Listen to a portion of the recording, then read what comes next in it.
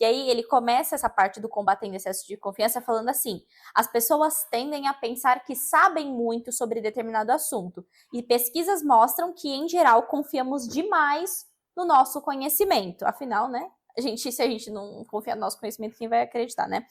E aí ele traz aqui: quando as pessoas acham que sabem de tudo, é difícil conseguir fazer com que a teoria da lacuna funcione, porque é aquilo que a gente falou. A pessoa ela já acha que sabe de tudo, então ela dificilmente vai se dar ao trabalho de explicar aquilo de uma maneira mais fácil. E aí ele mostra um exemplo. Gente, isso aqui eu achei sensacional.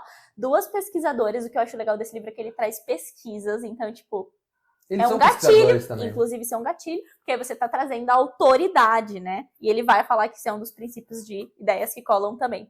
2 pesquisadoras, elas vão numa escola de crianças. São crianças, não tem como você falar que é burlado, porque é uma criança. E aí eles passam um filme lá para criança, e em uma sala, a professora, a facilitadora, ela guia as crianças a entrarem em um consenso em relação a uma ideia. E no final ela passaria um filme para comprovar, né, aquilo que eles chegaram em consenso. Na outra sala, com as crianças da mesma idade, a professora conduziria, mas para que as crianças discordassem na opinião. Então ela geraria esse incômodo. E a gente sempre tem a tendência de defender. A partir do momento que alguém discorda da minha ideia, por mais que eu tivesse dúvida antes de iniciar essa discussão, o fato de alguém ter discordado vai me fazer querer agora que eu vou defender. Eu nem tinha certeza, mas agora eu vou defender. Sim. E aí, só que esse filme que eles iam passar no final, ia passar tanto pra turma que concordou, como pra turma que tava entrando em discordância, né, que a facilitadora fez de propósito. Ia passar justamente no intervalo. Então as crianças teriam que abrir mão entre brincar e ter intervalo, comer com os amigos, ou ir para descobrir quem estava certo no final das contas. Quem foi o grupo que mais apareceu?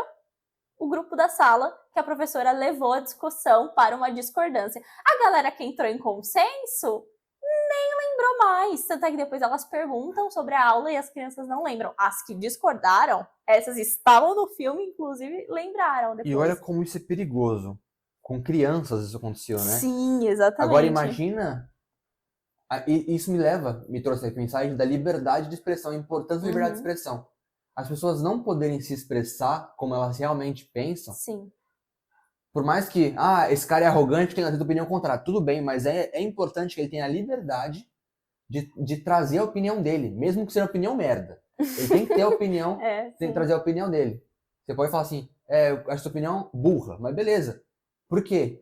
Quando as pessoas entram muito no consenso, e aquilo se torna uma verdade universal, você abre espaço para uma ditadura entrar ali. Sim, e ninguém vai querer saber também, porque não vai gerar um interesse. Ninguém tá falando o contrário de mim, tá todo mundo aceitando o que eu falo com a graça. Outro ponto que eu pensei aqui, que eu acho que ele falou isso, não de forma explícita, né, mas eles trouxeram, quando você discorda, a pessoa que trouxe a informação, ela pode até ter dúvida, mas ela vai bancar dela.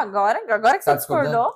E aí é importante você começar, quando você vai entrar num debate, eu aprendi isso na base da porrada, porque eu brigava muito com o pessoal, principalmente sobre política, na mesa, por exemplo. Sim. É importante você falar assim, eu entendo o que você quer dizer.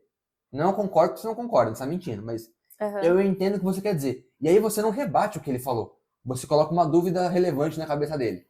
Mas você não acha que o deputado X poderia fazer diferente? Porque ele tá falando que poderia fazer. Ele vai pensar, eu acho. E ele tomou a atitude de que realmente esse cara tá errado. Não foi você que colocou na cabeça dele. Sim. Então, a melhor forma de mudar a opinião de alguém, isso eu tô falando num debate amistoso, né? É essa. Agora, se for um debate, se você quer ter razão, aí você pode ler o livro de Schopenhauer, que é A Arte da Razão. São 15 dicas, acho, de Schopenhauer, né? É um filósofo alemão. E ele fala sobre ter razão mesmo. Se você ter razão, você dá no meio dele, porque tem um público que vai te assistir. É isso que você quer garantir. Se for a todo custo. Garantir sua base, beleza. Agora, se você quer realmente mudar a sociedade, você quer realmente mudar, pelo menos, a sua bolha ali, a sua abordagem tem que ser diferente.